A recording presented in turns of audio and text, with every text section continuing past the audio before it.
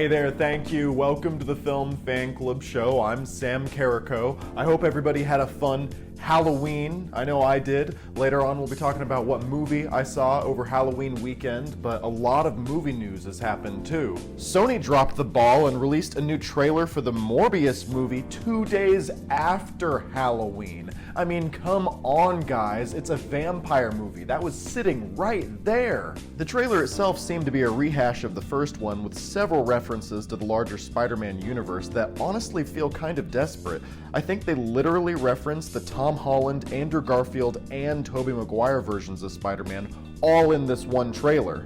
Then straight up name-dropping Venom? I mean, okay, Sony, we get it. You own the rights to these characters. Move on. Meanwhile, The Matrix Resurrections comes out in December, and Warner Brothers has partnered with Nifty to launch 100,000 Matrix-inspired NFTs. I honestly have no idea what this means, except that my younger brother tells me I should be excited about it for some reason. Then he tells me I should invest in Bitcoin.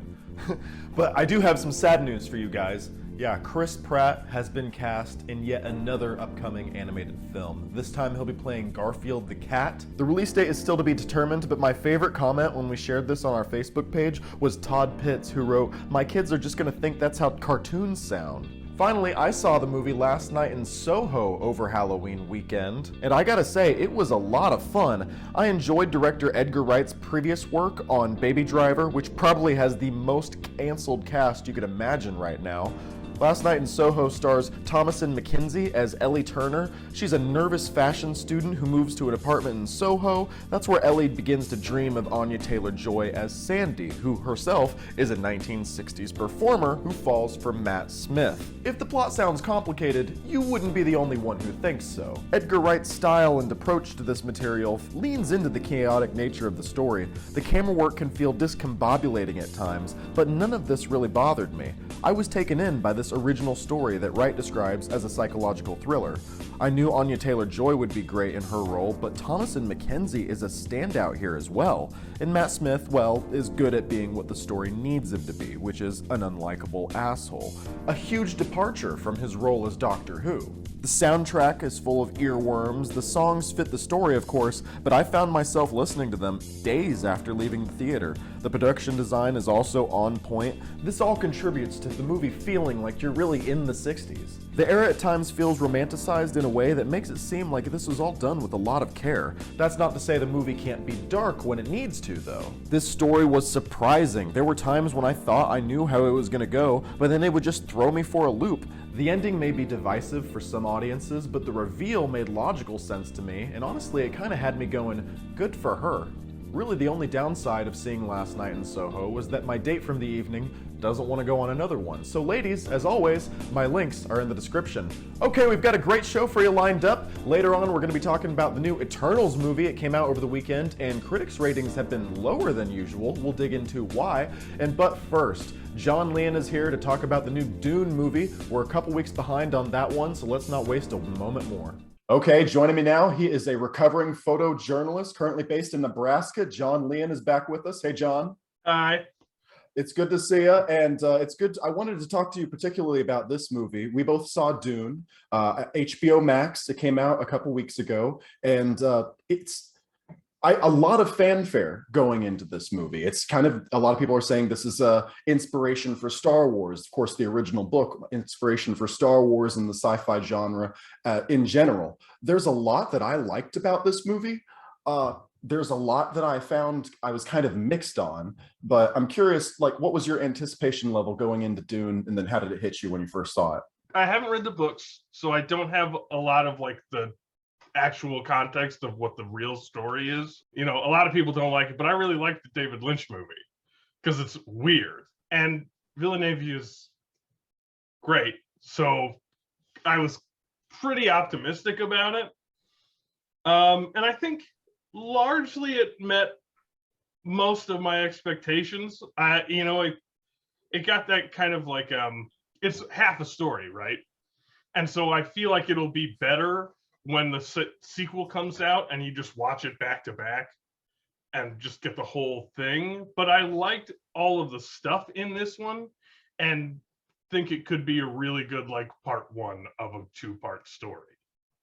I was also similarly, I hadn't seen the David Lynch movie, but I really appreciated Denis Villeneuve's previous efforts. You and I both are pretty big fans of Blade Runner 2049. I think that film is a beautiful story and movie that just go really well together. So I was really looking forward just to see a new Denis Villeneuve movie. Uh, but I just feel like this might be the first crack in the armor. There were a couple issues that I had. Of course, the length. This is a 2 hour, nearly 2 hour, 40-minute movie. I think it's like 2 hour 35 or so, including the credits. And given that this is just the first half of one book, I feel like that there could have been a little bit of a brisker pace. I feel like there could have been better pacing. But then as a story structure, I felt like the ending was kind of anticlimactic. And I understand it is Dune Part 1, but just I feel like there's a huge battle sequence towards like the middle of the film. And then there's a lot of kind of wandering and then kind of getting to know the landscape of this planet in the second half. Of course, there's some of that at the beginning, but there's also, it's kind of like backloaded, I felt like, with a lot of trekking around. I just felt like the story structure of this film just kind of suffered a little bit too. I mean, I agree. I still think, like, largely, I think it was cool. I liked all the parts of it. I liked most of the action scenes. The sound design is amazing. The camera work is great. It does suffer a little bit pacing wise from that fact that it is, and the story of Dune takes place in so many different places and has so much politicking and weird tech in it that it has to explain for stuff to make any sense. And we got to explain what the spice is and the sandworms and the Bene Gesserit. There's like a lot of really dense information that needs to be dumped in order to understand the context of the story. And so it can feel drawn out. But at the same time, how long was the Snyder League Justice Cut movie? My point being also too, I think we've reached an era where you can do a 4 hour film if you're gonna, which this film was also, I watched it on HBO Max.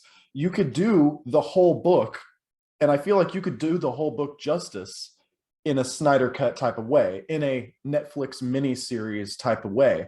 I just don't feel like and this is really sacrilege for me to say, I feel like, I don't think the mainstream feature film medium really worked for translating this. I think this would have been better as a 4 hour, if the whole book was a 4 hour Snyder Cut epic type of thing that was released exclusively on HBO Max. I know that would probably be against what Denis Villeneuve wanted, because he probably wanted, theatrical IMAX release.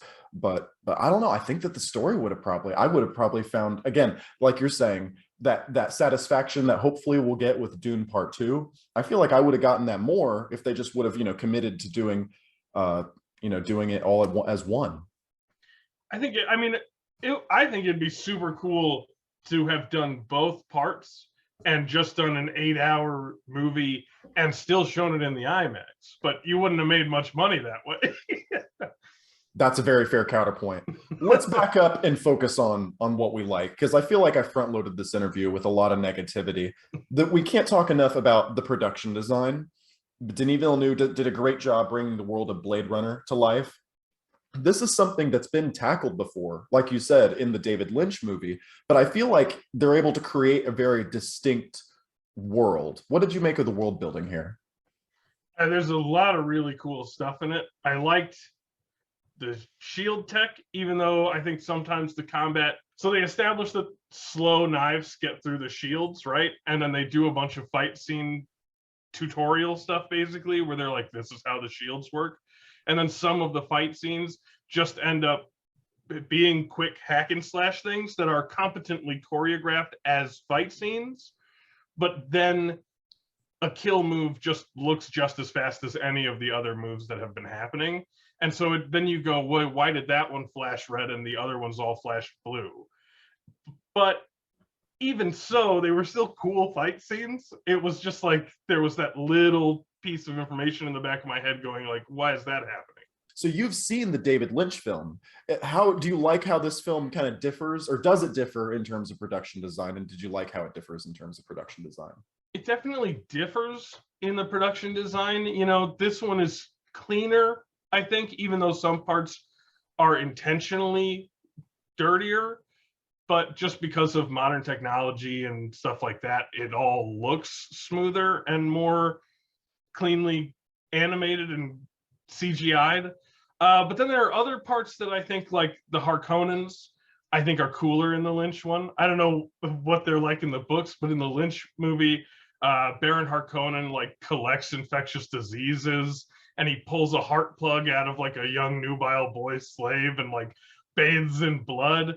And in this one, he kind of just floats and is menacing and sits in a pile of black goo, which is uncomfortable, right? And, you know, you don't like seeing it, but it's not as freaky as the Lynch Harkonnen. It's David Lynch, so I guess that's a little bit to be expected. Yeah. But then I also like the sound design in this a lot better, from just the soundtrack to also like the actual sound effects. There's a point where Paul first steps foot on Arrakis, on the sands of Arrakis, and there's this like boom no kind of noise, and there's a bunch of other stuff going on all around them, and it's really like, that was a really cool intentional choice that I liked, that I don't really remember being in the David Lynch one. I agree. This film had really good sound design. And a pretty good serviceable soundtrack for the most part. There's one thing that I will point out, and this is the same problem that I had with the Snyder Cut, is there's a I don't know how they call it, like a yodeling kind of thing effect that they do. You know what I'm talking about? Like the like chanting, yeah, or not the chanting, the like, yeah, I don't vocalizing, know the female vocalizing that happens like 78 times in this 2.5 hour movie. It gets so old so fast, and it got really old in the Snyder Cut, and it feels so copy pasted from the Snyder Cut. For the Snyder Cut, to me, it got old because it was like a musical cue for every time Wonder Woman did something, right? It was like, I fail to see the difference here. Well, in Dune, they're not using it as an accentuation of a Fremen doing something cool. It's just like kind of like the society in which the Fremen live might have that kind of musical styling, and so then they include it. It's like the Emperor's soldiers, the Sardaukar, the badass Emperor's army guys. They all have this like planet where they have weird Mongolian throat singing, and it's weird, but it's cool as an accentuation of what like the culture of those people are. And so it serves more of a purpose, even if it does feel like something that we've seen cartoonishly used in Wonder Woman or Justice League or any of those other kinds of cheaper things. And another thing though is the number of times, the quantity of how often it gets used. I feel like in Dune, as well as the Snyder Cut. Like again, in the Snyder Cut, it wouldn't have bothered me that much if it was just once or twice.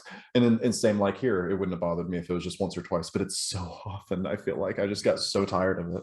I don't remember noticing it more than maybe 2 times. Like I remember noticing it once and being like, "Oh, that reminds me of Justice League," and then not noticing it the rest of the time. Well, if there's one thing I'm known for, it's I have an amazing memory. No, I don't.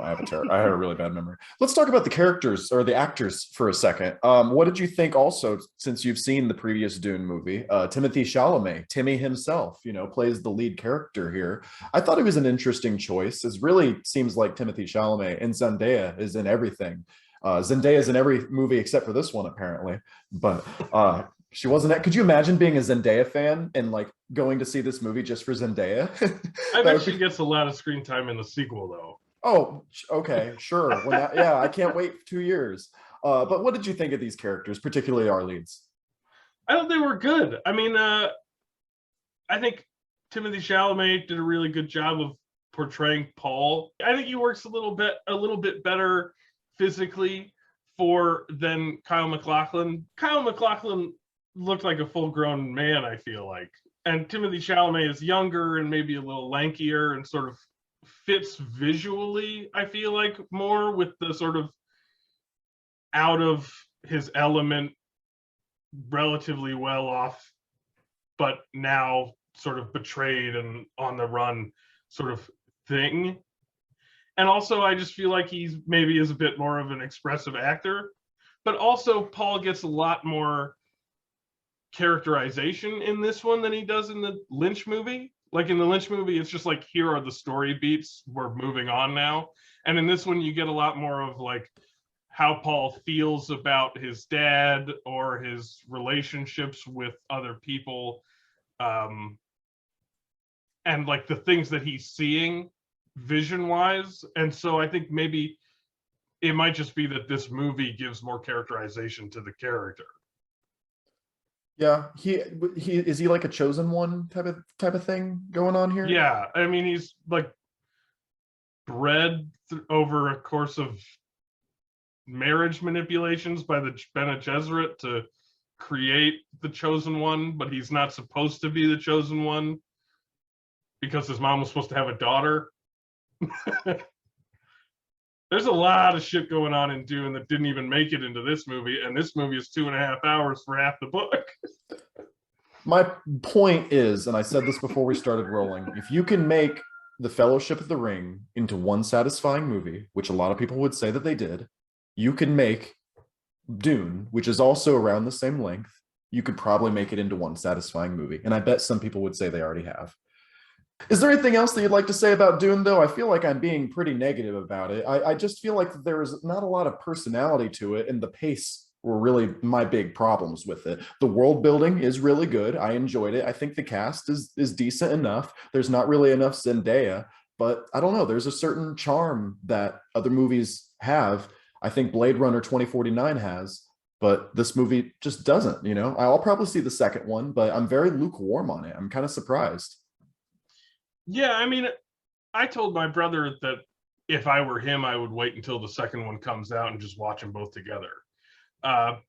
Because there was most of this movie I really enjoyed, and there were a couple things about it that I was like, you know, I kind of would have liked a little bit more there, or you know, this could have been more interesting, or they could have put a little more thought into that. But yeah, overall, I mean, I've watched it twice, and I'd be down to watch it again.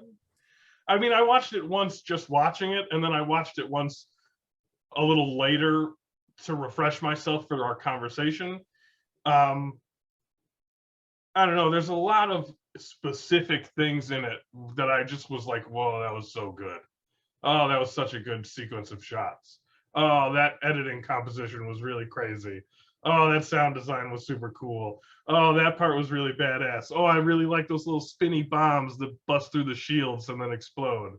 You know, yeah, the world building's really cool. Yeah, I love gadgets and cool things like that I haven't seen before. I think the dragonfly, you know, the dragonfly things. The dragonfly helicopters. Very cool. But like when you're talking about like, oh, that was a really cool sound effect, this was really cool things, you know, in terms of just being a good film, I can get a lot of those things from Last Night in Soho, for instance, which I saw recently. Very good story to it as well. I was very more enthralled with the story for something like Last Night in Soho, as well as being captivated by the production design and the editing and the sound design and all that sort of stuff. So my point, I guess my recommendation would be, if you want a good, well put together product, a holistic product, Last Night in Soho would be your thing. John, would you recommend Blade Runner 2049? Yeah, that's a good movie. John Lein, thank you so much. Yeah, thanks for having me. And finally, the new Marvel movie Eternals was released over the weekend, and while I still haven't seen it yet, just watching the critics' reactions roll in has been fascinating. The movie currently sits at a 48% score on Rotten Tomatoes among critics, but the audience aggregate is currently at 81%. This situation had me revisiting a video I made 5 years ago titled "Movie Critics Aren't Biased, You Are." At the time, Suicide Squad was just about to come out, and similarly, critics were giving it bad reviews. Its Rotten Tomatoes score was down in the 30s, so DC fans were crying foul, arguing that movie critics had an anti-DC slant at the time.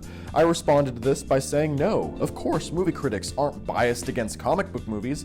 We, as comic book fans, are biased towards comic book movies. The problem is not that critics are biased against DC movies. It's not the problem that critics are the one that are biased. It's the problem is that you're biased. You don't want Marvel movies to be good. You want DC movies to be good, which is why you're coming out and criticizing these critics who have seen a movie that you haven't even seen yet. But what I failed to consider at the time was the undue influence of access journalism. Movie critics have gotten so used to one-on-one interviews with the stars, promotional swag boxes, and of course, those sweet VIP tickets to red carpet premieres that they hardly stray from the studio-approved narrative. In my opinion, that's how you end up with movies like Star Wars: The Last Jedi being hailed as a triumph. But think about how bad Eternals must be for even these critics. Critics who are already planning what they'll wear to their next red carpet premiere. Even they're looking at something like Eternals and saying, you know what? This ain't it. So my conclusion here is a little bit more nuanced than last time. Yes, access journalism is a problem, and it can lead to a lot of movie critics being more biased towards one movie studio or a film franchise than another. But in the case of Eternals, movie critics aren't biased. You are. Okay, that's our show. I'd like to send a special thank you to John Lein for putting up with me bashing Dune for 20 minutes straight, and you, our viewers, thank you so much for checking this video out, guys. I'll see you in the next one.